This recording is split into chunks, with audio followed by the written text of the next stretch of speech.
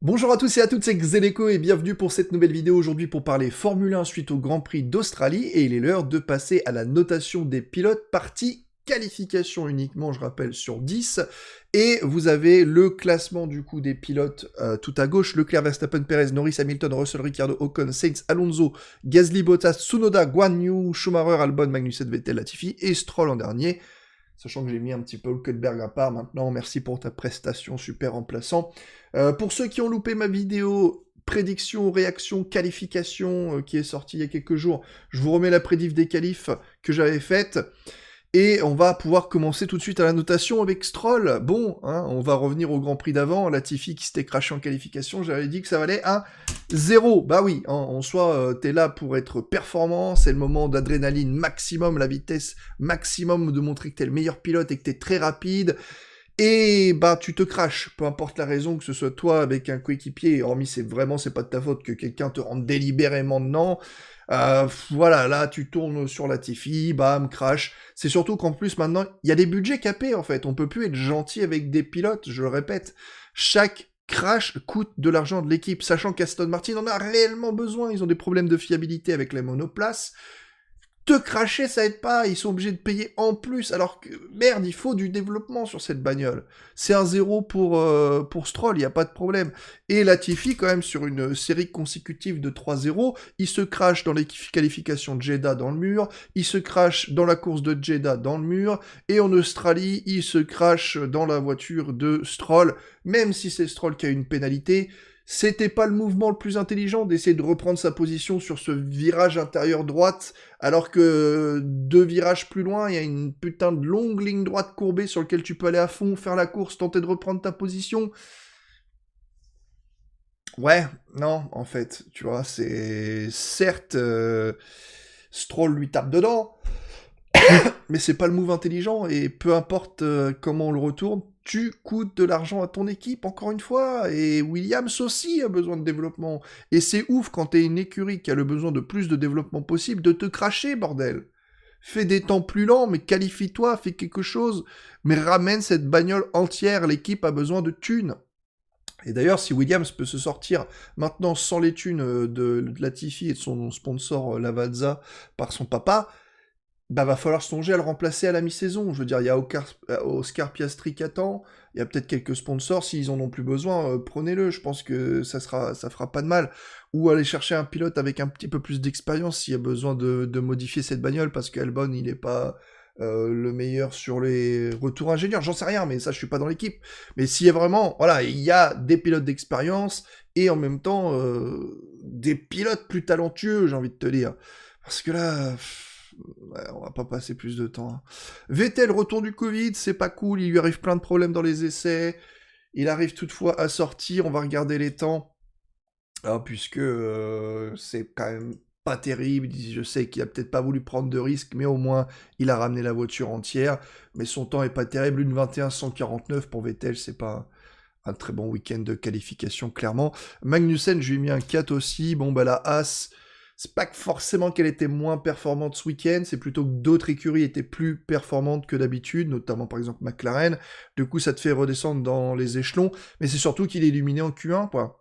Il est éliminé en Q1 devant, derrière Albon, derrière Mick Schumacher, son coéquipier, et Guan Yu Zhou, sachant qu'il fait un 1.20.254, alors que Mick Schumacher signe un 1.20.104. Un dixième et demi, je rappelle, pour ceux qui sont nouveaux sur cette chaîne, c'est pas alarmant. Moins de 2 dixièmes, c'est pas alarmant, ça arrive. Ça reste correct pour un pilote, pour assurer un temps correct. Entre 2, 3, 4 dixièmes, tu tiques un peu. 5 dixièmes, ça fait mal. Au-dessus, c'est la fessée quand même. Hein. Donc là, c'est grosse perte de points. Donc, bah, 4, hein, 4 sur 10. On peut pas vraiment mettre beaucoup plus. Éliminé en Q1, c'est pas terrible non plus. Alex Albon, alors je sais que certains vont tiquer un petit peu plus. Je lui ai mis un 3, le pauvre. Bon, il a eu les 3 places de pénalité à Jeddah à cause de l'accident avec Stroll. Ça, j'en tiens pas compte puisque ça n'a rien à voir sur sa performance. Mais il est disqualifié. Il est disqualifié parce qu'il a une voiture trop légère. Après avoir arrêté sur le bord de course, de bord de la piste, bah, la FIA n'a pas pu prélever les 1 litre dans son réservoir, ce qui fait que bah, il était trop léger, ce qui était arrivé à Vettel l'année dernière. Donc oui, peut-être que Williams a tenté le tout pour le tout. Hein. Moi, je dis ça, c'est toujours poussé à la limite, à la fraude un petit peu, tu vois. Je veux dire, ton pilote, t'as l'une des dernières monoplaces du plateau, si ce n'est la dernière monoplace du plateau. T'as 3 places de pénalité. Donc, hormis, genre, gruger un peu, la faire passer en Q2, et même après, si t'es mauvais en Q2, tu t'en fous, tu pars 15e, et avec 3 places de pénalité, ça fait toujours partir 18. Mais là, bah, il faut l'alléger, tu vois. Il serait rentré au stand, ni vu ni connu. À aucun moment, la FIA n'aurait vu et su qu'il y avait moins d'un litre dans le réservoir. Seulement, voilà, il a tout claqué, il a signé à 1,20,135, il passe en Q2, non, pardon, il se fait éliminer quand même en Q1, excusez-moi, mais bon, je peux pas faire une grosse note sur une voiture illégale non plus, quoi, sinon, bah allez, go tous rouler en illégal. Voilà, donc je mets un petit 3, je suis désolé, c'est comme ça. Après, Mick Schumacher, 6,5, et là encore une fois, pour ceux qui sont nouveaux sur la chaîne, bah, j'ai envie de te dire, il sort d'un double zéro, c'était le moment de se sortir les doigts, il bat son coéquipier Magnussen, je sais que je dis toujours que pour moi la notation de base sur 10, ma base c'est 8, 8 correspond à une bonne séance de qualification sans aucun problème, et mettre la voiture là où elle mérite d'être en fonction de sa performance. Par exemple, si t'es Perez, entre la 2e ou 4e place, si tu es Stroll entre la 20e et la 20e place. Non, non c'est une petite boutade, mais vous voyez, voilà. Donc, en l'occurrence, je peux pas lui mettre plus pour la simple raison que, de manière basée sur les analyses, il fait un 1,20,104, mais en Q2, il n'améliore pas du tout. Il est plus lent de 3 dixièmes et demi, alors que bah, quasiment 90% des pilotes ont tous amélioré leur temps en Q2. Bon, lui ne l'améliore pas, donc à la limite, il aurait fait un 1,19 et quelques ou un 1,20,0, et il aurait amélioré son temps, j'aurais mis 8. Bon, bah voilà, il a réussi à mettre la voiture là où elle méritait d'être en fonction de ses performances et de son coéquipier. Voilà, 8, 8,5. Mais là, bah, en fait, non, tu fais un moins bon temps en Q2, alors que si t'améliores, tu fais toujours un 1,19, il y avait moyen peut-être de passer devant Guan Yu Zhou, etc. Donc voilà. Guan Yu Zhou, bon, je lui ai mis un 5 parce que ça commence à être difficile ici. Pourquoi un 5 alors qu'il est qualifié devant? Bah, c'est par rapport au coéquipier, hein, Valtteri Bottas, 1,19,2 et demi, on est à 1,19,9, donc il y a 7 dixièmes d'écart. Et en Q2, 1,19,4 contre 1,20,105, donc il y a encore 7 dixièmes d'écart. Donc là où Valtteri Bottas est plus lent de nouveau, Guan Yu Zhou était plus lent de nouveau, mais pour le même écart en fait. Donc c'est un petit peu chaud parce que ça restait 7 dixièmes, et 7 dixièmes c'est pas tolérable. Je rappelle que je suis sympa parce que c'est le rookie du groupe et que je lui accorde un demi-point supplémentaire en qualification et en course également pendant 4 grands prix, les 4 grands prix d'adaptation. Mais là, faut dire ce qui est, 7 dixièmes, c'est à peu près ça depuis tous les grands prix, ça passe un peu moyen, donc les notes vont commencer à se réduire. Si au 5e Grand Prix, il est toujours à 7 dixièmes, pour moi, ça part sur du 3. Hein. C'est pas très, très, très bon. Passons sur Yuki Tsunoda. Yuki Tsunoda qui nous signe à 1,19,742, puis qui améliore de 3 dixièmes en Q2 en 1,19,424, donc bonne amélioration, mais qui malheureusement, par rapport à Pierre Gasly, est 2 dixièmes plus lent en Q1 et 2 dixièmes plus lent en Q2. C'est pas mal, malheureusement, bah, c'est pas non plus exceptionnel, donc je lui ai mis un 6. Donc c'est... allez, on va lui mettre 6,5 comme Schumacher, parce qu'il a amélioré un petit peu, mais ça reste pour moi un petit peu en dessous de ce que la voiture aurait pu délivrer chez AlphaTauri. Valtteri Bottas, alors je lui ai mis un 6, encore une fois, et voilà, vous allez comprendre pourquoi. Alors, il nous signe un 1,19,2 et il n'améliore pas en Q2 avec un 1,19,410. Et pour moi, c'est un peu la déception ici de ce groupe, parce que 1,19,2, ne serait-ce que améliorer de 1 dixième, juste un petit dixième en Q2, bah 1,19,1, ça fait quoi? Ça te fait jouer devant Esteban Ocon, ça te fait jouer devant Daniel Ricciardo, ça te fait jouer au niveau de George Russell, de Lewis Hamilton et de Lando Norris. Donc pour 1 dixième, au vu du temps qu'il a sorti en Q1, s'il avait amélioré en Q2, il passait en Q3. Et il ne passe pas en Q3. Donc, alors qu'il y avait le potentiel là, juste, fallait améliorer son temps en Q2. Et il l'a pas fait. Voilà, il faut que le temps soit progressif, il faut que le temps de Q1 soit amélioré en Q2 et soit amélioré en Q3. Peut-être plus en plus d'espace sur la piste, tu peux prendre tes aises, tu peux prendre tes trajectoires, il y a moins de trafic, t'es moins perturbé, t'es moins déconcentré, donc forcément tu peux te donner à 100%. Et là, malheureusement, Bottas ne passe pas en Q3. Euh, c'est dommage pour Alfa Romeo, je pense qu'il y avait moyen de faire un petit peu mieux pour les deux. Donc après on passe sur Gasly. Alors Gasly, je lui ai mis un 8. 8 pourquoi? Bah du coup, une 19 580, donc on voit qu'il est déjà 3 dixièmes plus lent que Bottas en Q1. Hein. Et malgré tout, bah lui il améliore de 3 dixièmes en Q2. Voilà, Gasly a amélioré de 3 dixièmes. C'est un temps qui est légèrement supérieur au temps du Q1 de Bottas, donc on voit que l'Alfa Romeo, il y avait encore plus à aller chercher dans cette monoplace. Donc au final, je pense pas que l'AlphaTauri pouvait aller chercher plus que ce que Gasly a été cherché. Il a fait une bonne séance de qualification. C'est la P11. Au-dessus, je pense que c'était un peu trop rapide. C'est juste Bottas qui a foiré sa Q2. Donc un 8, bonne séance de Gasly ici en qualification. Il n'y a pas grand-chose à dire. Alonso, je lui ai mis un 8,5. Alors pourquoi? C'est vrai que sur les temps, je déteste la relation médiatique qu'a Alonso en ce moment, à pas arrêter de se plaindre en mode ah, j'ai trop de malchance, j'ai trop de malchance, c'était la pole position. Non, non, c'était jamais la pole position de ta vie, hein, déjà. Jamais il aurait pu séparer les Ferrari et les Red Bull, et c'est les temps qui parlent, hein, c'est tout. Donc ne me sortez pas, oui, Alonso, pole position, secteur violet. Que dalle, que chi. Le secteur violet, c'est sur le secteur 2. Le secteur 2, c'est une putain de ligne droite courbée. Et les plus forts sur le secteur 2, c'est Red Bull, parce qu'ils ont le moins de traînée et qu'ils ont une vitesse de pointe de malade. Et Alonso, parce qu'il avait le nouveau moteur tout neuf, et il était super rapide sur ce secteur 2. Mais ce secteur 2, c'est que dalle en fait. Il y a pas de virage. C'est à fond, pied au plancher. Donc en gros, c'est juste la performance de ta monoplace sur ce moment-là.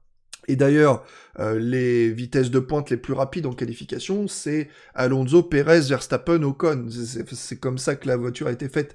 Donc oui, il était méga rapide sur le secteur 2, généralement à peu près 2 dixièmes plus rapide que les Ferrari. Les Ferrari étaient 2 dixièmes plus lentes que les Red Bull sur le secteur 2, elles ont moins de vitesse de pointe, ça tout le monde le sait. Donc, mais ça ne donne pas une pole position d'être rapide en ligne droite, malheureusement. Il faut prendre le dernier secteur, et le dernier secteur, c'est l'enchaînement de virage à droite, puis le petit gauche-droite avant la ligne d'arrivée. Et rien que sur le gauche-droite, Red Bull perd 2 dixièmes face à Ferrari. Et Alonso, dans le dernier secteur, perd 7 dixièmes par rapport à Ferrari, parce que l'Alpine, dans le secteur lent, c'est moins... Voilà, c'est moins ça. Et c'est pas là où c'était le pire. D'ailleurs, Ocon fait à peu près le même temps. C'était une 34-0, 34-0, je crois, dans le dernier secteur. Là où je crois que Ferrari fait du 33,3. Donc 7 dixièmes plus rapide dans le dernier secteur, ça pique un peu. Et on était sur du 33,6, je crois, pour Red Bull. 33 secondes,6.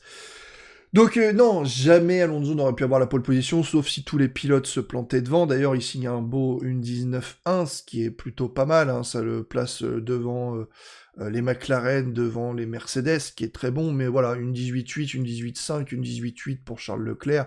On n'est pas loin, hein, bien sûr, c'est très bien. 3-4 dixièmes pour Alpine. C'est quand même un bon progrès. Hein.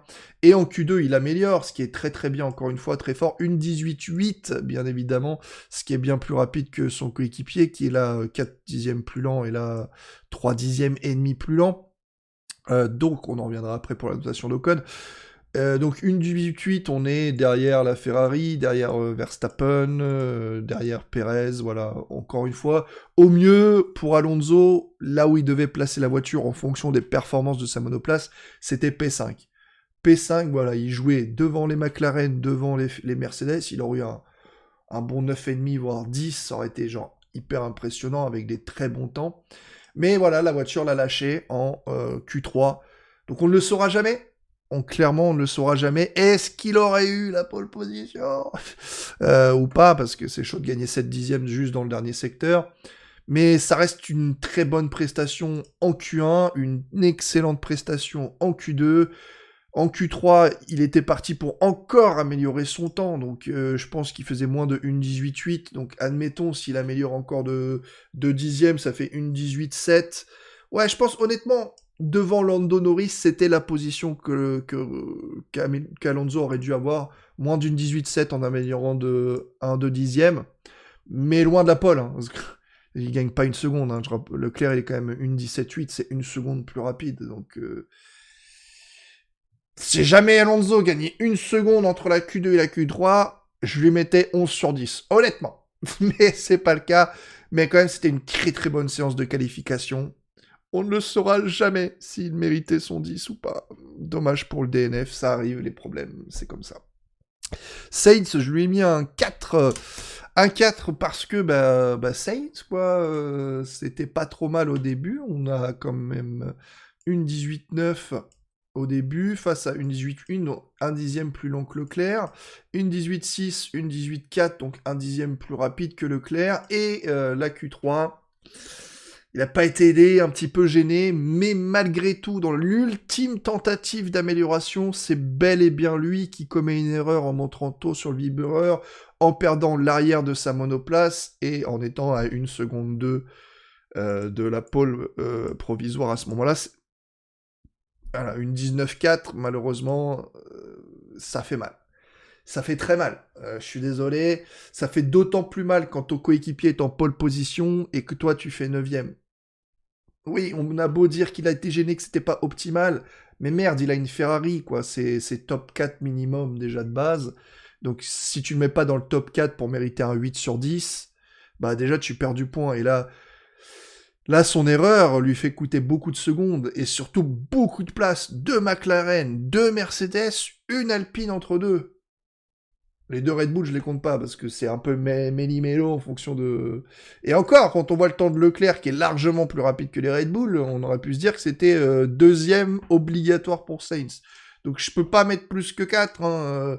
Moins, ça me semble un peu punitif. S'il avait été éliminé en Q2, je lui aurais mis 2. S'il avait été éliminé en Q1, je lui aurais mis 1 sur 10. Voilà. Mais là, il a passé quand même en Q3. Donc le pire des cas possible, il aurait été 10ème. Ce qui est chiant, mais voilà. Voilà, 4, 4, 4. Pour Ocon, alors je lui ai mis un 7, c'était pas exceptionnel, c'était pas spécialement mauvais non plus. Ce qui s'est passé des retours qu'on a eu dans les médias, c'est que Alpine a modifié certaines parties de la monoplace d'Ocon et du coup modifié les réglages dans les essais 3, les essais libres 3. Ça plaisait pas du tout à Ocon, ça plaisait pas, il était pas du tout confortable avec, mais ils les ont quand même gardés en qualification. Donc c'est chiant parce que t'as envie de te dire, clairement son Alpine du côté d'Ocon, ce qu'ils ont tenté sur sa monoplace, et il faut, hein. Alors pour ceux qui ne savent pas pourquoi ils ont fait ça, Alpine, alors que les réglages d'Alonso étaient genre méga performants, t'es obligé d'avoir un pilote de test. Oui, parce que tout le monde dit il privilégie trop Ocon, il délaisse Alonso, etc. Non. Du coup, là, Ocon était le pilote de test. Et dans ces tests, c'était pour justement voir dans quelle direction Alpine va partir pour ses prochains développements. Donc il faut malheureusement un pilote qui teste des pièces, un pilote qui teste des réglages, et c'était pas concluant du tout. Donc apparemment le setup était un peu extrême de ce côté-là, mais vraiment pour être sûr de voir comment la voiture allait se comporter en qualification, comment la voiture allait se comporter en course, puisque je rappelle qu'il y a la règle du parc fermé, donc vous ne pouvez pas modifier la voiture. Maintenant, voilà, Alpine a plein de données. Ils ont fait la même chose d'ailleurs du côté de Red Bull sur la voiture de Perez. Voilà, malgré tout, si on regarde les chiffres, on voit que Ocon était en 1.19.6, c'était légèrement devant Ricciardo. Là, on était en 1.19.1, c'est légèrement derrière Ricciardo. Et à la fin, on finit en Q3 en 1.19.0. Donc la progression est constante. Donc 1.19.6, 1.19.1, 1.19.0. Donc ça s'améliore à chaque fois, c'est très bien. Et il finit derrière Ricciardo. Si vous avez vu ma vidéo réaction, prédiction qualif que j'avais fait en direct, voilà. Je pense qu'il aurait fini devant Ricciardo. Il aurait bloqué une McLaren. Je pense que je lui aurais mis son 8, genre bonne séance de qualification avec le matériel qu'il a, sachant que sa voiture était moins performante que les réglages d'Alonso. Mais voilà, c'est un mal pour un bien. Il y a des courses, t'es obligé de sacrifier un pilote. Donc espérons que le week-end prochain, ce soit pas Alonso qui se sacrifie, parce que le pauvre, il va avoir les boules. Mais voilà, parfois t'es obligé. Et Red Bull a fait la même chose avec Perez. Donc, bon, alors encore une fois, on en parlera un petit peu plus tard. Donc c'est un 7, c'est pas, voilà... Peut-être que c'est aussi un problème de réglage avec le retour pilote, même si c'est des tests et tout, même Ocon n'était pas satisfait.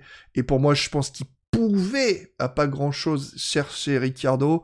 Son dernier secteur, c'était pas le meilleur, j'étais en on-board. Donc voilà. Ricciardo, je lui ai mis un 7. Boum. Alors un 7, pourquoi un 7? Bah Norris, ça fait 4ème quand même. Donc ça veut dire que l'Alpine en avait sous le pied. Donc Ricciardo une 19,6, Norris une 19,2, donc on est déjà 4 dixièmes plus lent chez Ricciardo en Q1. Une 19,0 puis une 19,1, là c'est plutôt pas mal en Q2, c'est très très proche, hein, l'un derrière l'autre.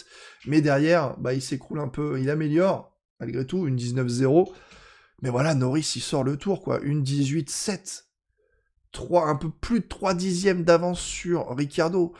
Donc je peux pas lui mettre genre 8 parce qu'il a mis sa monoplace là où il fallait. Je pense que c'est déjà pas mal qu'il les ait mis devant les Alpines.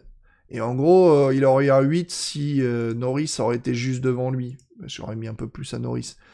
Mais là, Norris gagne quand même 2 positions devant les McLaren. Les Mercedes, pardon.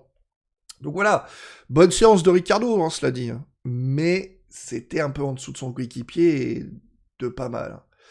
J'ai mis 7,5 à Russell en qualif. Alors on était sur quoi? On était sur une 19,4 en Q1 contre une 19,4 en Q1 pour Hamilton, ce qui est très bien.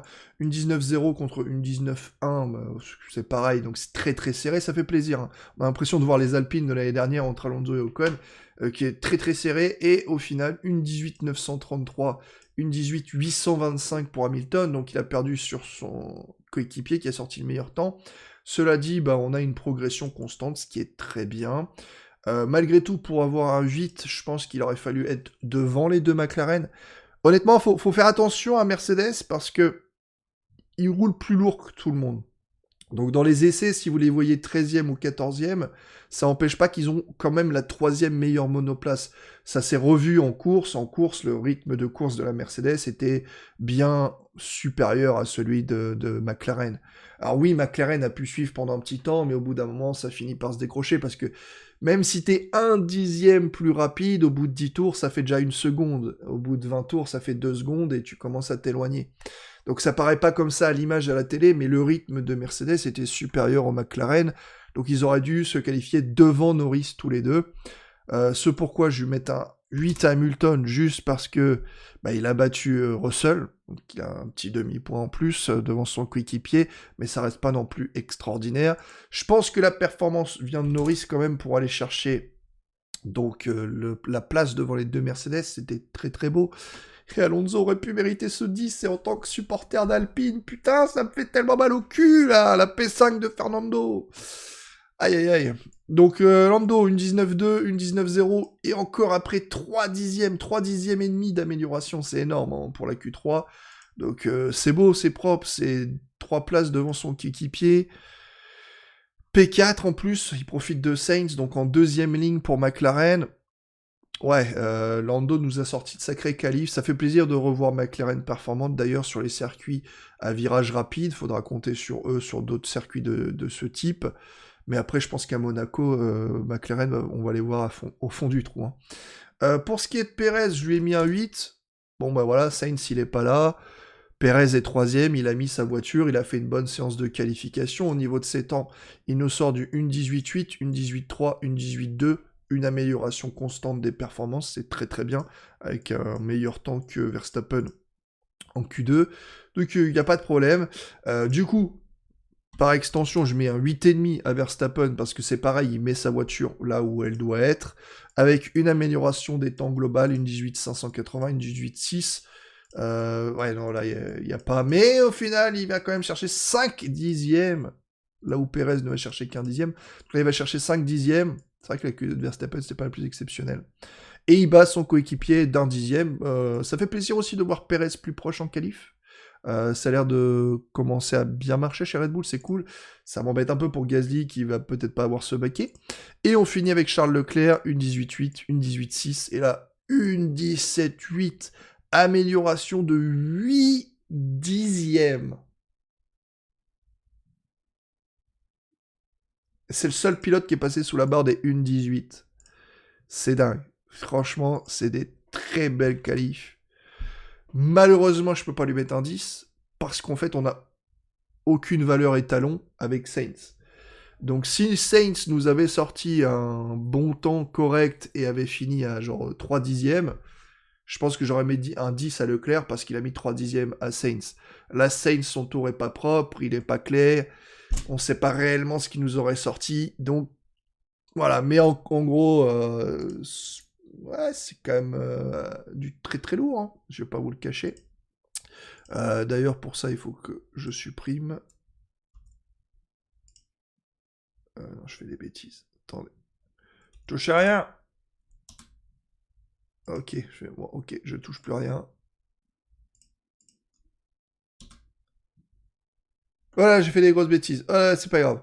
Bon, ce qu'on va finir pour cette vidéo, on va trier la feuille de ZA et on va regarder, pour moi, les meilleures prestations en qualif. Du coup, on a Norris, incroyable. P4 avec sa McLaren. Nous avons Leclerc, pole position, incroyable, super temps. Malheureusement, il n'y a pas d'étalon. Derrière, Verstappen avec Alonso, ils étaient chauds.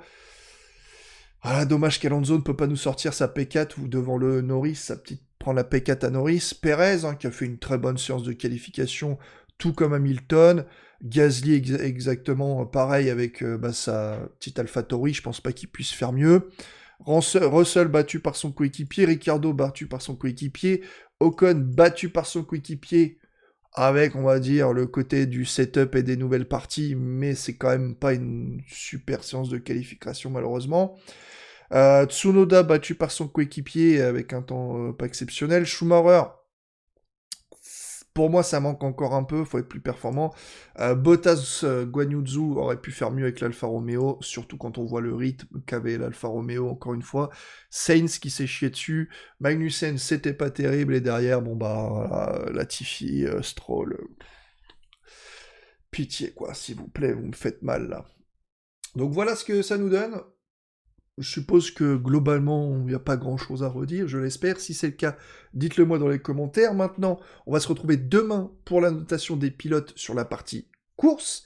Et je vais décerner également un 10. Finalement, je mets plus de 10 que je pensais. Dites-moi votre avis pour quel pilote obtiendra ce 10. Dites-le moi dans les commentaires. Je lirai ça avec plaisir et je vous dis à demain. Ciao tout le monde, à la prochaine, portez-vous bien et prenez soin de vous. Bye bye.